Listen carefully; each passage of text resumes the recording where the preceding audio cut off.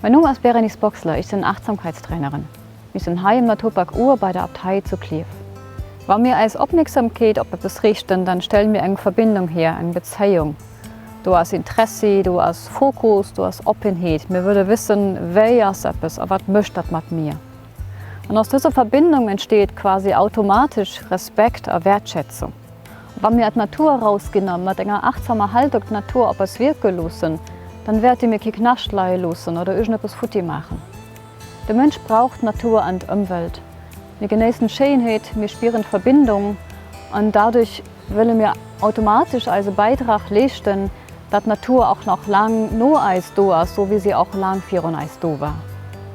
Genauso wie in der Natur begegnen uns an der Welt ständig Sachen, die eine Geschichte haben. Sie wird ein Abtei oder ein Denkmal, wie heute das Denkmal vom Klöppelkrieg von 400 Jahren. Oder also in Namen von einer Ortschaft oder ein Baum, ein Weg, den zugewurst ist. Alles hat eine Geschichte.